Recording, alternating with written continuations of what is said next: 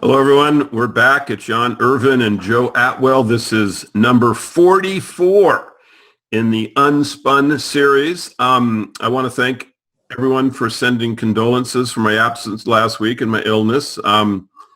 People suggested it was perhaps a brain tumor. No, that had been advancing over the last few years. But no, it wasn't that. It was just a very bad cold or flu, and I'm back and at it this week. Sounding quite stuffy. Yeah, I'm still, a little stuffed up. But so we're going to talk about the Who, the band, the Who. Who? Yeah, who's on first? In fact, that's actually an appropriate response. Is why use that pronoun? But we'll get into all of that. So Jan, I mentioned that I had the dreary obligation of attending an hour-long speech by Noam Chomsky. Oh, God, I think I would have puked and vomited my way out the door or something if I had to sit through that. I congratulate you on your triumphant effort to sit through that whole diatribe. Well, it began with like a 5-minute standing ovation, so he was speaking to his crowd. And he was talking about nuclear disarmament and how important this is. And he was talking about that there had been, since World War II, all of these episodes where the bomb almost went off. And he recited these different episodes. And he had actually quite a bit of text and dialogue and citations. And so, what occurred to me is it was just massive misdirection.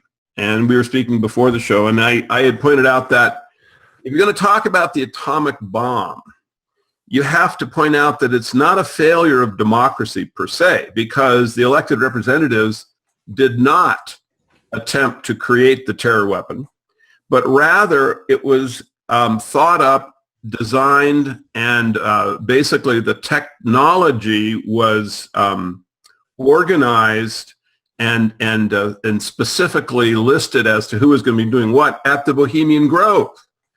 And there was a combination. There were this Freemason cohort that unified with, which were led by Robert Oppenheimer, who coordinated with a ton of individuals who were Bohemian Grove members who were also heads of major corporations. And so then they decided, without consulting Congress, that they were going to create this bomb.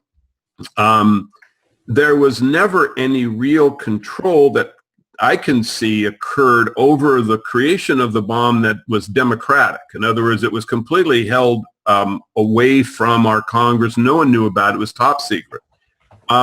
It was funded by the arch criminal FDR, but the Congress didn't participate in the decision, into the oversight, and then even into the decision to drop the two bombs. Okay, so when Noam Chomsky, or Noam Chom as he was called there at the, this was the cute nickname. Is that like Nag Champa or something? The hippie incense, because all the hippies like burn that shit while they listen to his it was, you should probably, and I just had up while you were talking, Joe, he was a member of the New Left. Yeah. And the New Left is, the same group that we've been exposing for several years now. It's tied directly to the CIA, headed by Allen Ginsberg, Aldous Huxley, and goes over to the mass murderer, Leon Trotsky.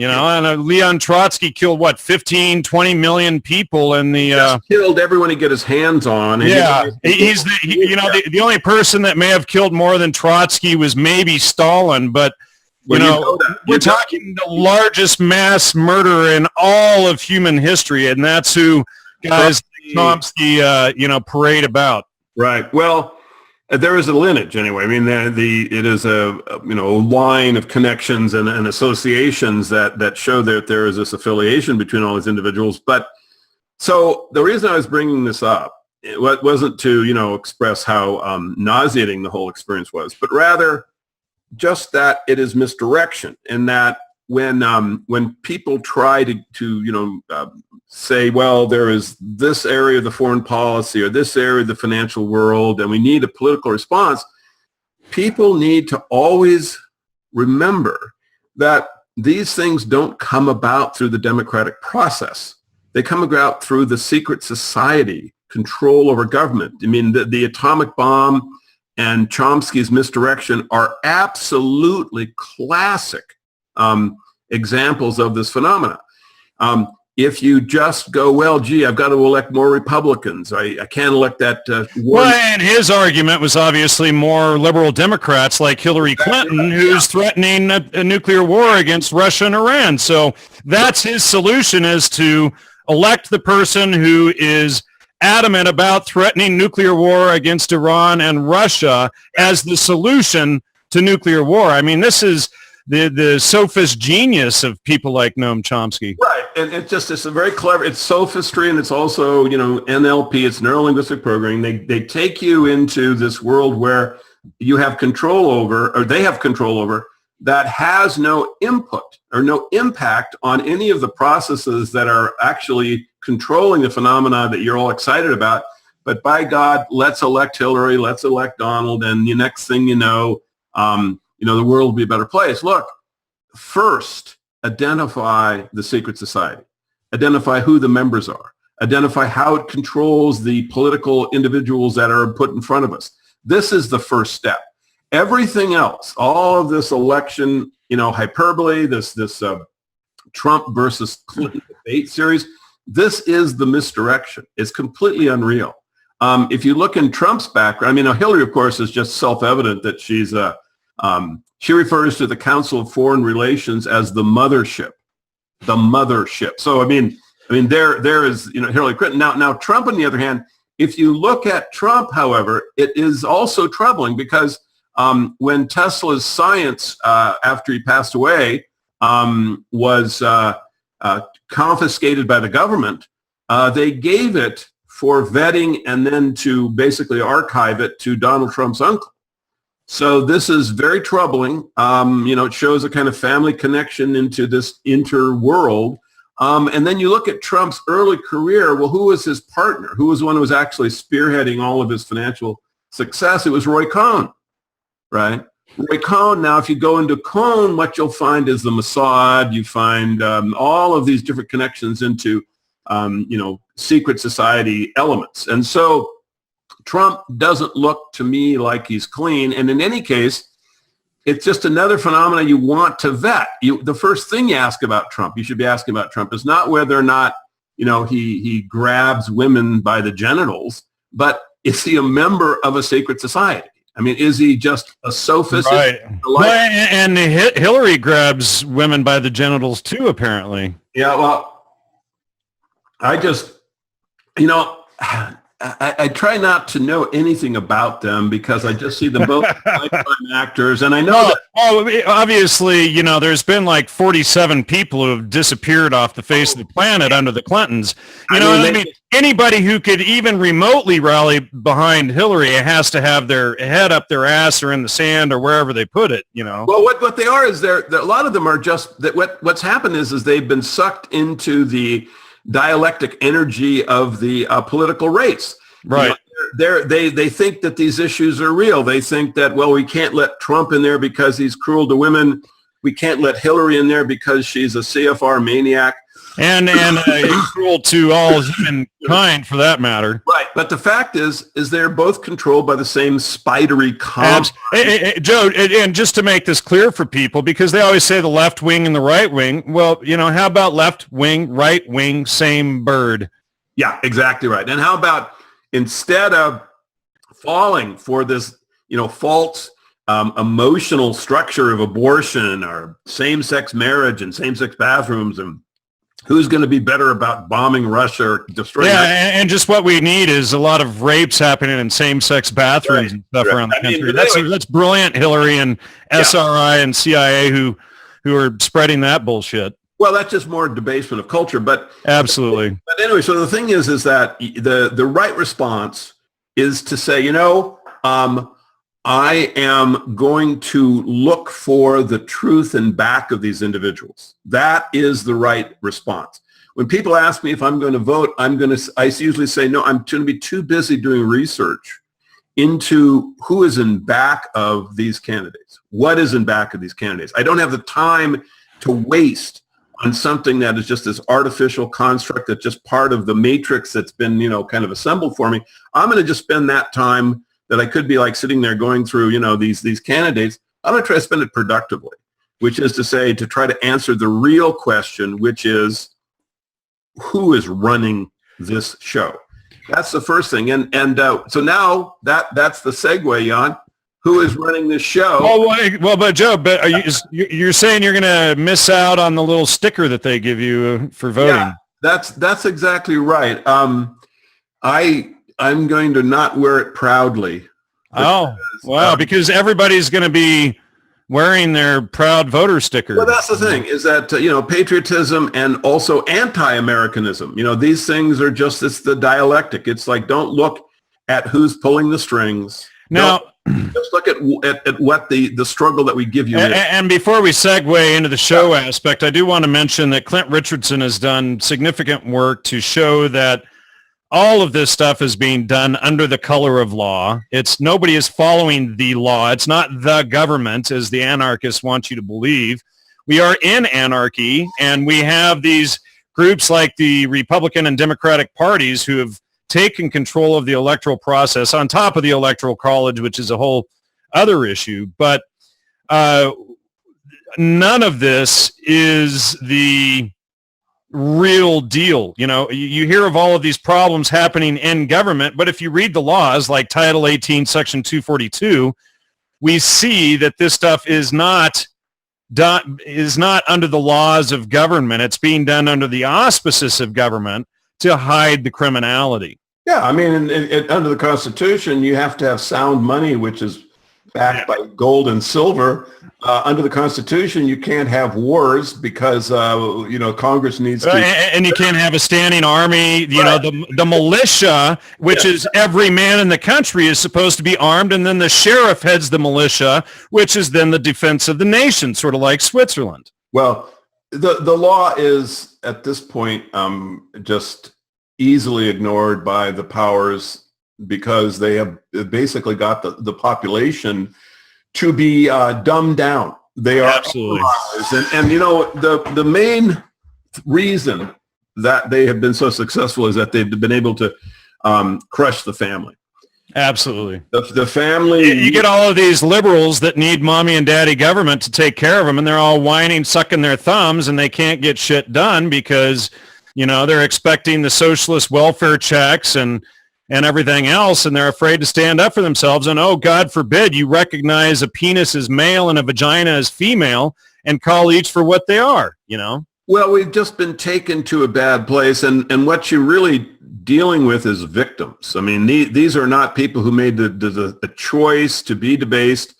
They were put into a culture that had systems inside it that debased them. I think the natural spirit would have produced a whole different culture, but it was basically destroyed. And one of the things that was done to destroy the boomer generation was rock and roll. The rock and roll, from the Beatles through basically the Laurel Canyon scene, the Grateful Dead. I mean, and then how this music then promoted drug use.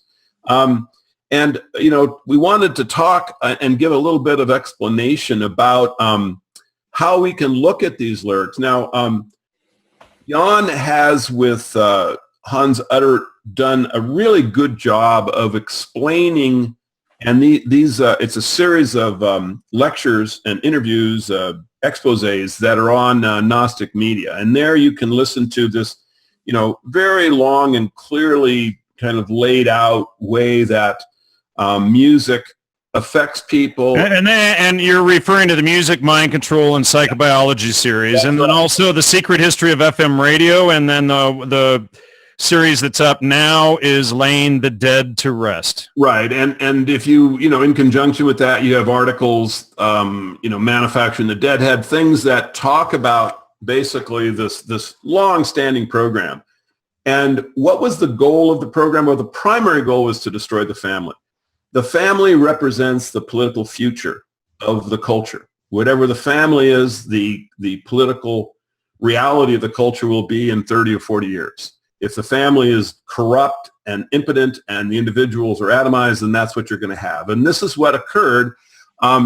You had all of these things kind of coalesce in the late 60s, early 70s to take a generation away from family creation. And one of the components of that were, the rock and roll bands. And when you look at the lyrics of some of the bands, in the context of the things that Jan and Hans have been discussing about how the family is being atomized and broken down, and how the music has this carefully controlled and structured weaponized anthropology.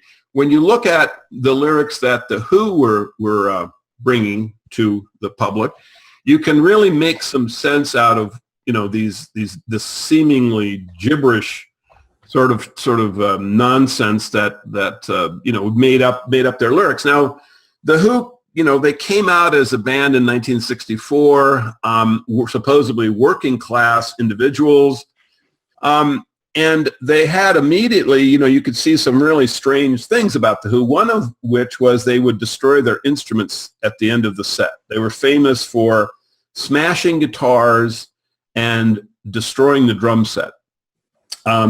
So now, in the context that we can now look at the rock and roll revolution and the British invasion, now that we have the context sort of correctly understood, we can see that that's just a way that the rock icon influencers are able to start moving people toward senseless violence and acting out. There you have. Now, remember, when you think about the Who, this is, just you look at the video. This is a stage act, but you have to ask yourself, well, what is the point of the stage act? Right? This is the Summer of Love. What are they actually expressing? There's nothing inside the lyrics that indicate that there is a basis for some kind of angst, and it just seemed like they are rebels without a cause. But they are not rebels without a purpose. They have a purpose, though they have no cause. And the purpose is to break apart the family. And so I'm going to talk about my generation.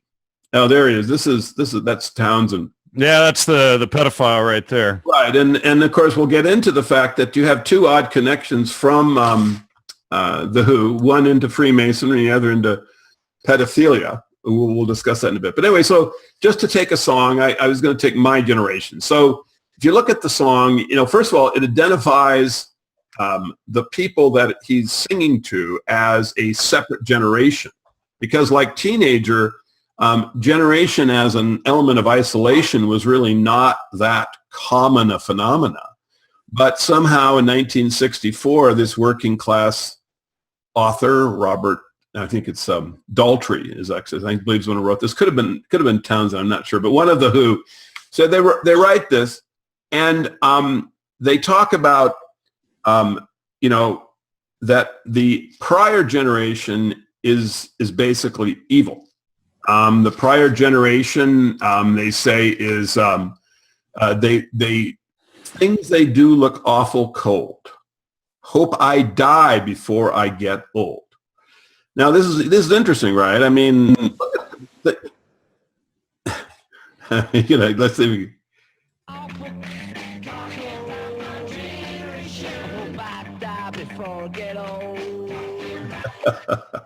Right. Now, all right, go ahead. Anyway, so what you're seeing is we have the context now to understand the insipid, seemingly completely insipid lyrics. it's he's just trying to isolate the members of the people listening to his music as a specific generation that's in opposition to the older generation. Now, the older generation, of course, is the generation of family, right? This is what the awful cold, right? It doesn't look hot. It's now he. I hope to die before I get old. Right. So this is the whole purpose of it. Now Daltrey said that when he has this stuttering, he uses he says generation. He goes generation and sensation. He goes this sensation. Why do you stutter? He goes, because I wanted to give the impression of someone who is strung out on speed. Right. So this is the purpose. You keep going, John. I'm just going to play some of this while you're talking. Good. So this is the purpose of the it's just so sad and funny. But anyway, so the point is that we've got a way to understand this music now. We can understand it as just very sophisticated atomization of the family. You couple the music with drugs, and now now the whole thing is a package, because the music is supposed to basically have more influence because of the suggestogen. That's Jan's invention of what these drugs really are.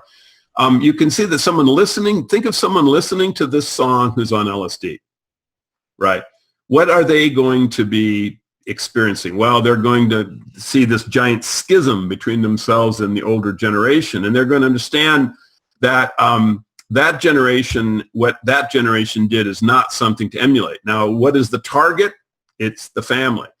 And in the next song, I'm going to talk about... Why don't you all fade away talking about the family? Yeah, exactly. Exactly right. Now, he says in another song, which they called A Legal Matter, it's they really denigrate matrimony and marriage. It goes, I told you why I changed my name. I got bored by playing with time. I know you thought you had me nailed, but I freed my head from your garden rails. Now it's a legal matter, baby.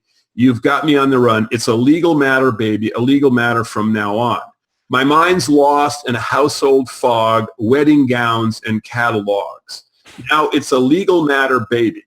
Right. Okay, so... Wait, let me ask you before you go on, Joe. How many members of The Who are married? I don't know. Oh, you didn't check that to see if they actually followed through on their own diatribe? No, I should have, but I think that, very often, of course, they don't take their own advice. Oh, sure, yeah. It wouldn't surprise me if they all were, but I don't know that. I'll have to check that. But except for Pete Townsend. Right. Yeah, right. The pedophile.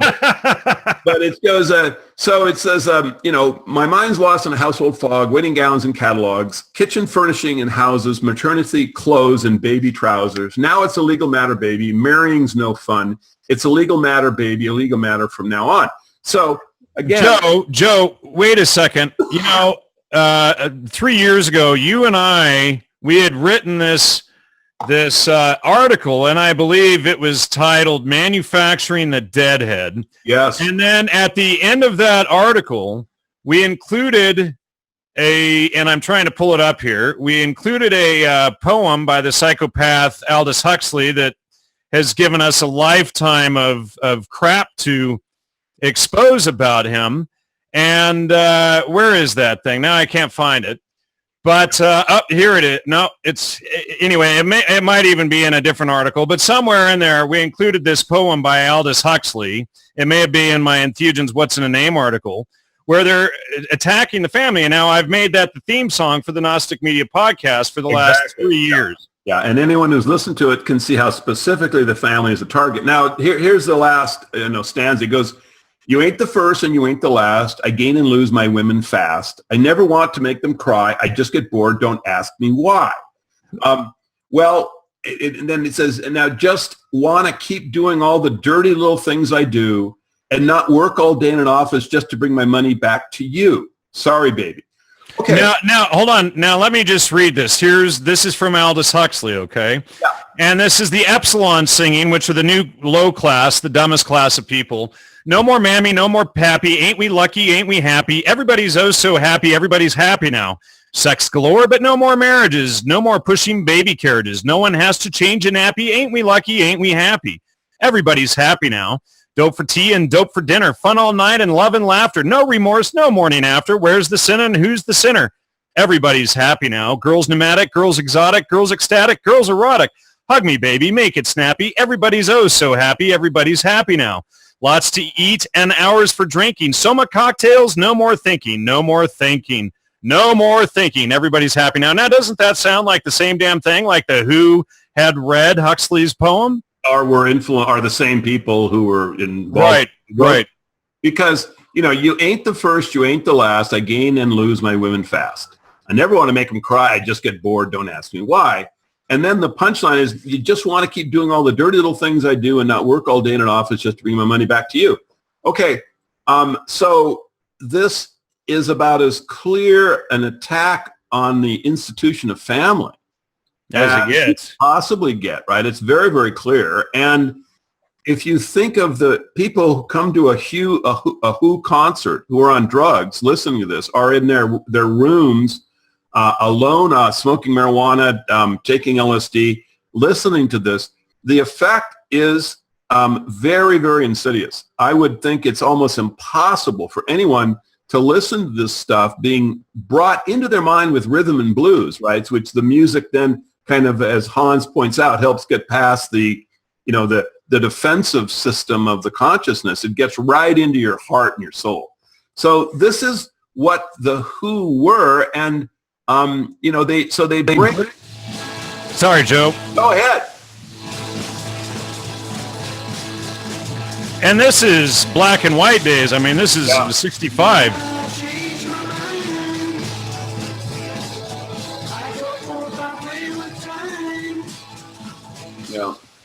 Yeah. And Joe, even growing up in high school, my high school, which back in the day was the second largest high school in California, had a great big Who thing painted on the wall that was there for like 2 decades. Sure.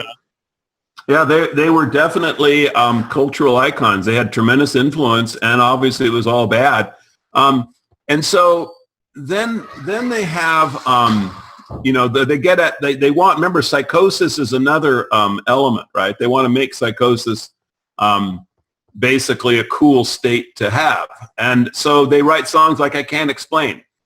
It's a certain kind, can't explain. I feel hot and cold, can't explain. Yeah, down in my soul, yeah, can't explain. I said, can't explain. I'm feeling good now, yeah, but I can't explain. Dizzy in the head and I'm feeling blue.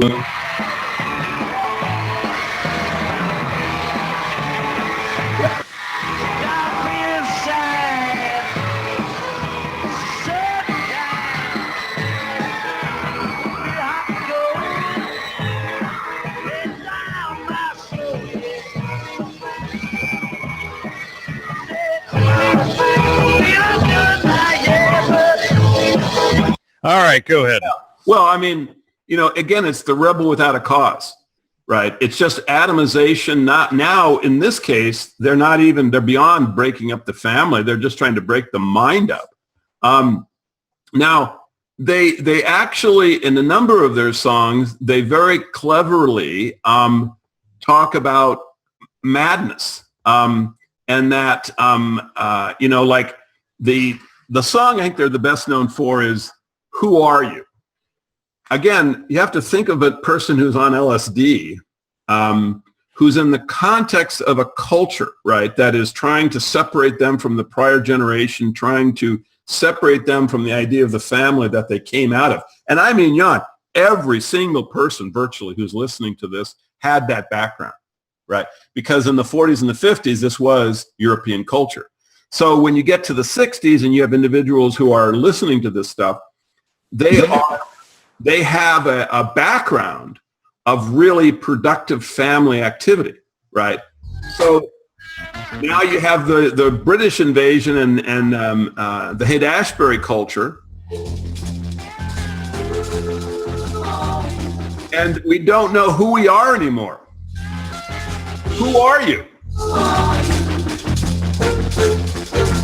Notice the music is slowly getting past the conscious structures, you know. It's all about creating a psychotic break. Exactly. So hold on, way a policeman my name. He said, you can't go sleep at home tonight. You can get up and walk away. Right. Okay, so now looking at if you go on, it says that he's talking about, I woke up in a Soho doorway. A policeman knew my name. He said, you can go sleep at home tonight if you can just get up and walk away. So this is supposedly an actual experience of adultery, I believe. And the point is that they're talking about complete incapacitation due to alcohol and drugs, right? And he doesn't know who his identity is.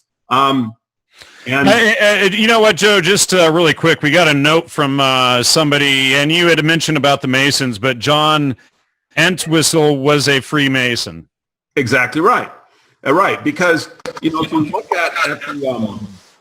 you look at the background of like the Grateful Dead, you find this bizarre Freemason component to it, right? I mean, if you look at the article I wrote called I forget what the name was, but it described the origins of the Grateful Dead, and it shows their original handwritten handbills to advertise the very first acid test. And on these hand-drawn handbills is the great Eye of Horus and the temples of Joachim and Boaz. And then if you go forward with the Grateful Dead, you see one Freemason homage after another in all of their advertising. And this was actually when they were the Warlocks. This was before they even became the Grateful Dead. So this is how far back it all goes. And there you have. Now this is something every citizen should take a peek at, because that is the acid test. This is the beginning of the counterculture. This actually is in terms of in the United States, this is the beginning of the counterculture. This is what leads to the destruction of the family. Okay, so they're making it heroic. Can you pass the acid test to take LSD in a non-supervised fashion? In other words, they're not, asking for... It's like teenage allowances. Yeah, exactly right. I mean, with Gordon Wasson and the May 13, 1957 Life magazine article. Yeah, but it's like, you have responsible people that may want to do spiritual voyaging, and they can say, okay, I want to try this drug, but this is in a completely different context. The acid tests have the Hells Angels. They have gang rapes going on. Gang rapes. People. Yes, and Hans and I exposed this in part 2 of Laying the Dead to Rest this week, which was put out this Saturday, and I do have the text on screen for that of them talking about this rape happening, and they're sitting there literally saying that this woman was just in her own movie and that was just all right, Yeah, and so this is so there isn't any real reason to have these things. It's not even a recreation. Now, I just wanted to go on here just to okay. So now they have The Real Me. This is one of their most popular songs. The Real Me. Can you see? You did skip one, Joe. I think you skipped over It's Not True. Right, it is, and I have a reason for doing that. But anyway, so okay, that's fine. So the thing is that you have Who Are You, and with this song, who the pronoun. This helps basically the individual who's on LSD, the victim, is losing with all of this questioning. Who are you? And who are you? Who? It is actually helping the individual lose that real identity. It isn't going to be there anymore because you keep asking the questions about, well, who are you? Here, I'm going to try to turn it down far enough to where it'll play and you can still talk. So go ahead.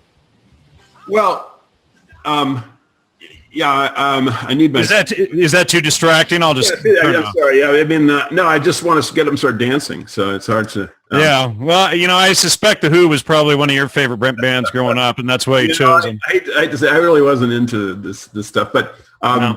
I took drugs, but only for... by the time I was 20, I was on the other side of it. I was lucky. And I did it for like 10, 15 years longer than you did, so... Well, but it was a different kind of culture. The culture was much more, you're younger, so the culture had all of this time to wind up and develop a much more broadly, cast net. I mean, remember, you guys didn't have Terrence McKenna. No, we didn't have Terrence McKenna. You only had Tim Larry and we had Tim Larry and the Beatles. Yeah. And the Who. And I did tell the CIA that they could take a nap tonight, so we should try to keep it focused on MI6 tonight. All right, we'll do. So anyway, now the real me appears. Okay, so this is another song by the Who. They've got the family, the generation isolated. The family is a bad idea. You don't know who your identity is, right? Who, right? But now they have a song called "The Real Me."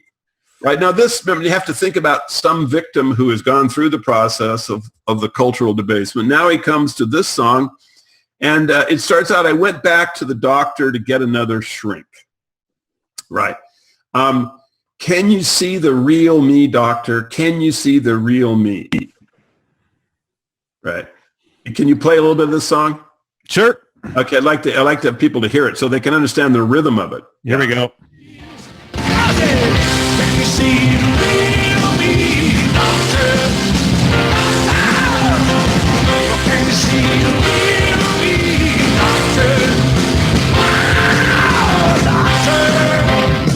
Okay, so the point here is that I keep expecting him to pull out a Dr. Pepper or something,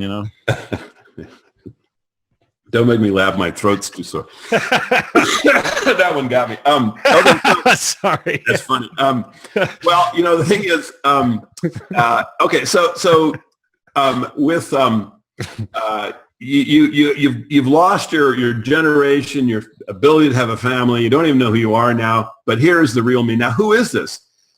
They say, well, I went back to my mother and I said, I'm crazy, Ma, help me. She said, I know how it feels, son, because it runs in the family. Can you see the real me, Mama? Can you see the real me? So the whole thing is a homage to insanity, psychosis. The individual who's actually, found the real me, what he's found is he's psychotic. Right. Well, it's like, them renaming schizophrenogens and psychotomimetics as psychedelics and entheogens, and the whole reason for us needing to name them suggestogens to take this whole psychosis away from the CIA. Well named, Jan. Well named. Absolutely excellent. Anyway, so they'll just finish up the song. It goes, now look what happens to this individual. It goes, strange people who know me, peeping from behind every window pane. The girl I used to love lives in this yellow house. Yesterday, she passed me by. She doesn't want to know me now. Can you see the real me? Can you see the real me? So in other words, you've got someone who is basically no longer even in association with the people that he grew up with. The generation is gone. The family is gone. The women that he loved is gone. His mind is gone. And this is a proud declaration because if you listen to the song, can you see the real me? Think of some 15-year-old kid on LSD, right? Who's been like 2 or 3 years into listening to the who is alienated from his parents. He's grown long hair. He's got all of these now attributes that are pushing him in a bad direction. And he hears this song and he's sitting there alone in a room, but he's filled with pride and that, this is the real me. He doesn't know what it is. Couldn't even, but it's just, he knows he is separated from this prior family producing culture that was bad. It's a false ego identity. Right. And so you then, they have this rock opera called Tommy where they go into, now you have what the individual is. He's, ever since I was a young boy, he just, is this game addict. Okay. So here, why don't we cut to that one here really quickly? I'll let you talk while I pull it up here. Go ahead. So anyway, you have they have the rock opera, and where they describe as someone who is deaf, dumb, and blind, but he plays pinball. So this is the kid I was talking about. He's basically just has no connections, intellectual or cultural, into the world at all. He is deaf, dumb, and blind. He's been listening to The Who and taking his drugs, but he plays a mean pinball. And so, let's go for it. Let's listen to Pinball Wizard. And this is from last year, so Yeah, it's not irrelevant. Yeah. there's your convicted pedophile. Let me.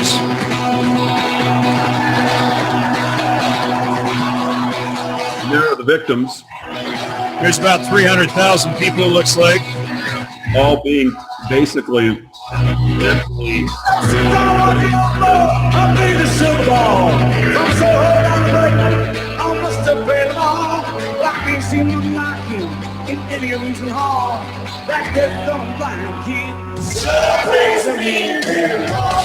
And listen to the audience sing after them, and it's this totally debasing song. But also notice that they all know the lyrics verbatim. Right. This stuff has gotten into their heads. Well, and you know what, Joe?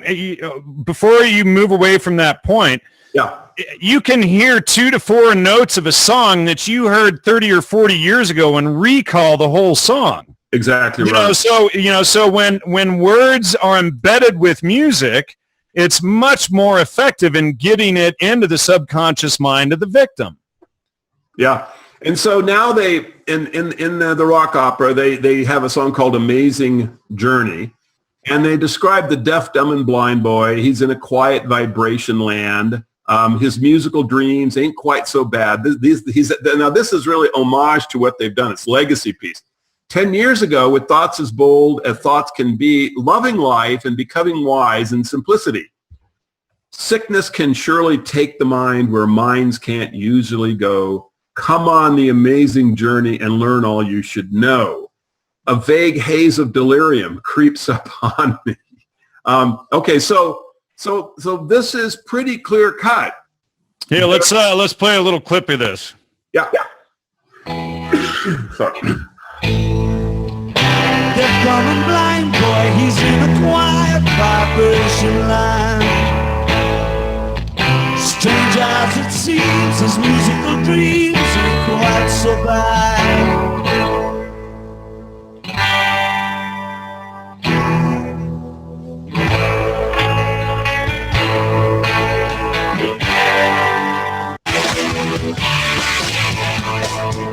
Anyway, Yeah. So there, you get the energy that gets past, the consciousness. They don't, but the effects of the words, I believe, are actually real. I don't think that this gets into your mind without any effect. Unfortunately, what I think happens is that you're going to be basically influenced in a very bad way. And then in the rock opera, they have the solution, which is LSD, the acid queen. And they sing, if your child ain't all he should be now, this girl will put him right. I'll show him what he could be now. Just give me one night. I'm the gypsy, the acid queen. Hey, before we start, I'm the gypsy, the acid queen. I'll tear your soul apart.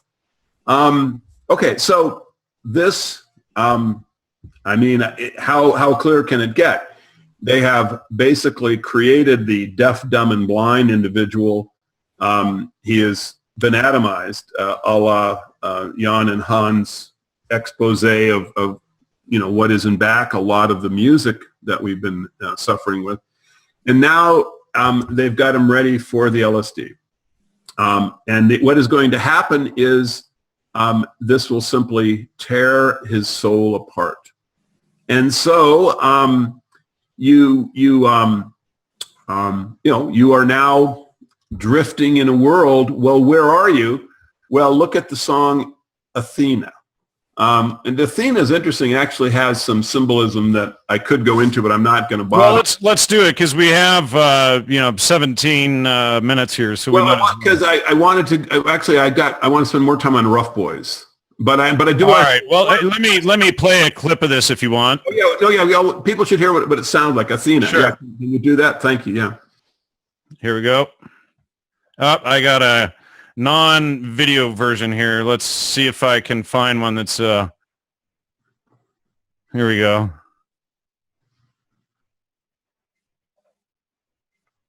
This is a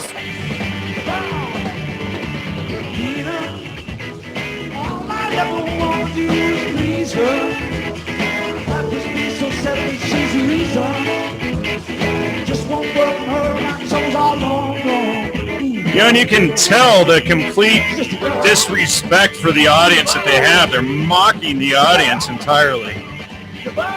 I have a feeling that these aren't useful idiots, but these are lifetime actors. I would agree. I mean, their lyrics are so obvious. You couldn't be up there singing this stuff and not realize the direction and impact that you're having on your 300 zombies standing in the audience. Exactly. I mean, they would have to be zombies themselves to not understand what the music, what the lyrics were doing. So anyway, in Athena, you have the lyrics, Athena, my heart felt like a shattered glass in an acid bath. Okay, so they get, basically the acid bath, the acid test. I felt like one of those flattened ants you find on a crazy path. So someone whose personality has been totally flattened and wiped out. Exactly. They've been... Like, they're a deadhead. They're an acid, like a teenage wasteland. Right, but Jan, you hit it right on the head there, brother. Deadhead. Yeah. That's who they're singing to. It's like what's that song, Bob O'Reilly, when they're singing directly to the youth about it, right? Yeah. So it goes on. I'd have taught myself to give her time. She didn't need to ask. Was I a suicidal psychopath? Right. Who am I? Who are you? Say hello to the real me. Who are you? A suicidal psychopath.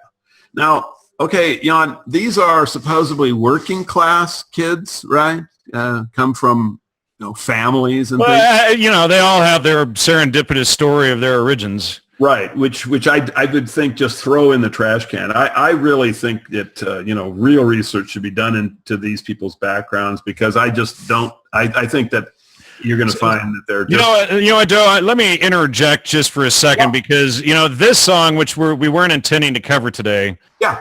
It's so in your face, and when I was a kid, I sung along with this song, and I had friends at work back in the day, and we'd be playing The Who and tapping along and stuff. But this song is an homage to their victims, and they're bragging about it. So here we go, and this is Bob O'Reilly.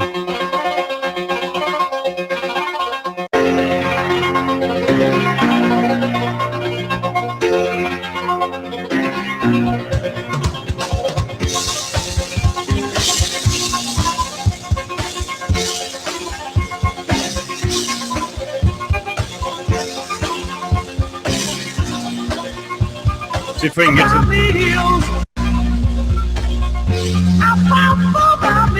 Anyway, part of the lyrics of this song, it's Teenage Wasteland, and right. they're mocking the teenagers that they've turned into the wasteland. Yeah, exactly. And also because they have the music, the victim would then experience the wasteland in a positive way. They would have a clever riff in their mind when they're walking into a room of other deadheads, when there is absolutely no intellectual direction, where there is no family production, where there is no cultural future. It's a complete wasteland, but you know what? We sure have this great rock song that we can hum along to our deadhead reality, To our teenage wasteland, right? Our teenage wasteland. And so then you get, other little things. I just want now, when you have like the sexual dimorphism, where they're trying to break apart the atomization. They don't want any gender, right? So right. You have Mick Jagger, David Bowie. They sometimes they look like women, sometimes like men, but usually sort of like half men, half women. Very androgynous, trans. And they're just trying to subtly, open up these ideas into into people's minds that, let's not head toward family. let's head toward the single gay bar. Right. Or, off the cliff like lemmings, right? Into the wasteland. Because remember, family is future. And what is the family now will be the future. Right. Well, and if you can break the family, you can create a socialist construct for all the zombies to fall under, and you can just genocide them because the whole population. And they can't defend themselves. They've given up their ability to defend themselves and everything else. And now you can just massacre them all. Right. And so I'm a boy. And it starts out, one little girl was called Jean Marie. Another girl was called Felicity. Another little girl was Sally Joy. The other was me. And I'm a boy. Right. So here you have, it says, my name is Bill and I'm a head case. They practice making up on my face. So it's just like the Mick Jagger, David Bowie androgynous appearance. It's just here, it's in lyrics where they're just trying to get the idea of a shattered sexuality as something that is normal and has a rock and roll beat to it, so that if these ideas come into your head, they will do so with rhythm, because that gets past the rational part of the mind and into the music is just like a device to get very bad ideas past the conscious mind and into operation in the subconscious. And that's why we have, the rock and roll industry. Basically, it was done to provide this injection system of the bad ideas. And so, we have, I did an analysis of Catcher in the Rye, and I said, you've got Freemasonry and you've got pedophilia. Right. Well, and for those of you in the audience who are Townsend fans, this is for you. Well, but the thing is that so Townsend ran afoul of the law in terms of pedophilia. He was found with a collection of child pornography. He had an explanation. He said he was doing research for the government or something. It was pretty weak. And no one really, and never did any jail time that I know of. And I don't really know that much about it. I just know that there was this event that was linking him to pedophilia. And I know that Entwistle, who was a member of the band, one of the founders, at his funeral, there was Freemason regalia. And the other band members said, gee, we were shocked to find out he was a Mason. Well, and they're still covering it all up. Here's this article, just so we don't get sued by him. This is our opinion because obviously he writes this stuff in his own lyrics. Right. We knew you weren't a pedophile, and but let's look at these lyrics here, where oops, wrong one. So here we got it. So let's hit these lyrics. Let me pull up the song too. You want me to play a little bit of it? Yeah, I'd like to play a little bit of the song because I think I think it's important for people to feel the rhythm that gets these ideas into the minds of young people. Right, and so it's probably. Well, anyway.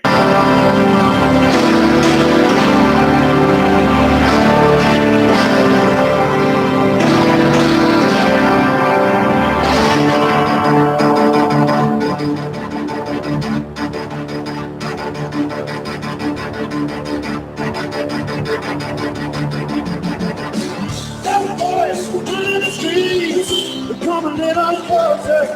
Them toys under the sheets, nobody knows her. Them boys don't wonder where I really miss you. Yeah, I mean, all right. Enough of that. Gosh, anyway. So here, I'll share the lyrics on screen while you're talking too. Okay, so the thing is that you have tough boys in the streets, come a little closer, rough toys, right? Well, and the lyrics are ambiguous because he mentions women in there as sort of, like, in my opinion, is like a distraction to keep people from seeing what the lyrics are really about. Well, but the thing is, I think it's very, very clear that if you look at this as neuro-linguistic programming, and I think, Jan, in this short show, it may be hard to be exhaustive in this regard, but I think we've shown at least the context that people can start to understand that the Who, their lyrics are very sophisticated neurolinguistic programming. They're designed to basically shatter first the generation, then the family, then the individual, then the sexuality. They're just designed to atomize as the context that we've shown with this long series of expose on the music industry. And so now when you come to this and you see, he talks about tough boys, come over here, I want to bite and kiss you, right? Okay, now, yeah, you can say, well, gee, it's just artistic license, and maybe he's talking about a tough boy trying to kiss and bite. Right.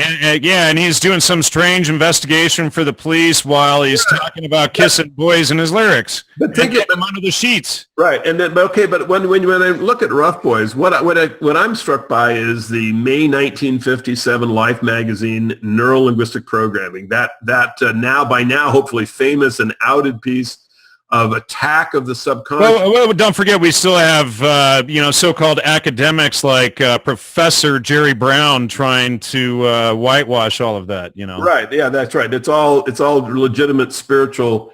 In his new diatribe called "The Psychedelic Gospels," just right. And we're hoping that Dr. Jerry Brown will come on our show and explain his position, but.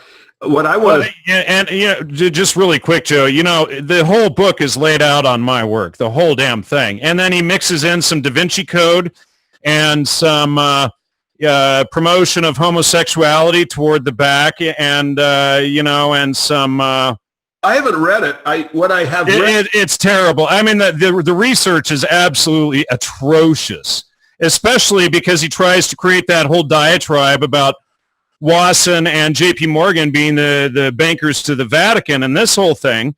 Yeah, and since we got Wikipedia updated to reflect Wasson Subproject 58, it totally makes him look like a complete buffoon, which, or a dirty buffoon, which we know he is, But I mean, Gary, come on and justify yourself. I'm sorry, I don't mean to name. But the thing is that look, we've had the information about Wasson being Subproject 58 of MKUltra has been out. And he spoke to us, both of us, directly many times. So there's just no excuse. And I actually asked him why, or was that information going to be in the book? And so he had a chance, in my opinion. Anyway, we're segueing.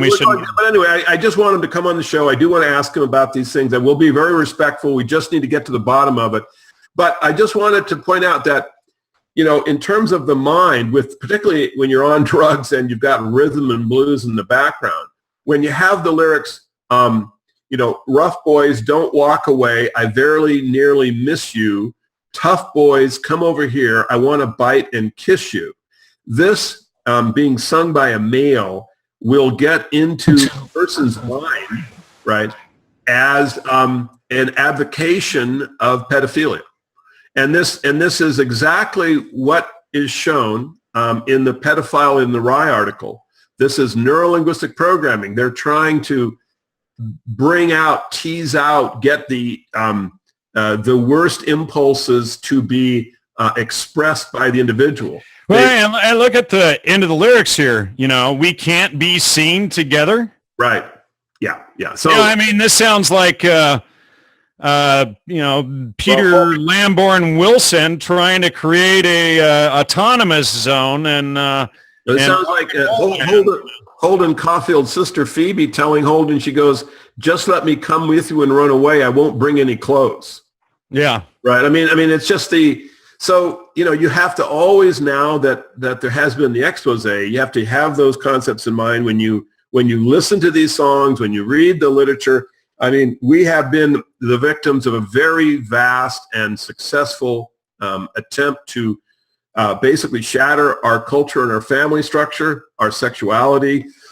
I'm sorry, I'm still coughing a lot. But and so as we go through these things, hopefully it's just get clearer and clearer to people so that they can defend themselves. Because the Who songs are still in a destructive state. They haven't gone away. They're still affecting people in a bad way. And so when you are able to bring out the fact that they are hurting people, then hopefully this information will spread, and then the damage that they do will be stopped.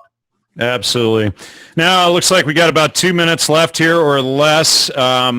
I hope the CIA got a nice rest tonight, and we were able to just, shift focus to MI6. So hopefully you folks enjoyed that over there at Langley.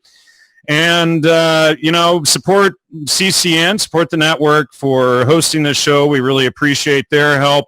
Support Gnostic Media, gnosticmedia.com. Of course, I can't do it without you.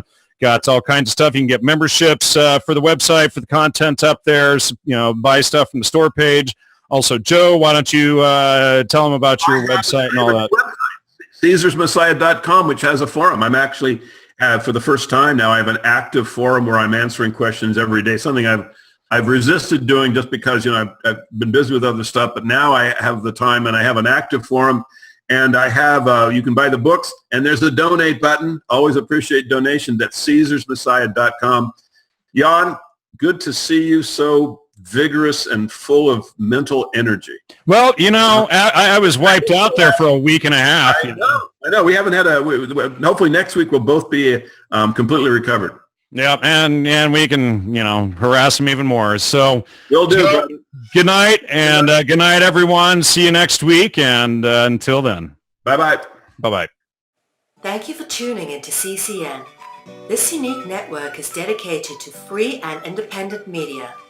CCN was created with the belief that information is the common heritage of all beings, which is why our live stream high-definition broadcast is easily accessible and free to view. If we want to change the world, we must first change the media. Having produced over 1,000 shows in 2015, which are all archived on YouTube, we look forward to bringing you more groundbreaking, cutting-edge information in 2016. For more information on what is on, please check out our broadcast guide for weekly updates. CCN broadcasts in multiple languages and features some key voices of our challenging times who are all in pursuit of a free, fair, just, sustainable world. CCN belongs to you, the people, and it is up to you all to keep this network on the air. Please contribute to the Network Support Fund or visit the CCN shop. We thank you all for supporting free and independent media.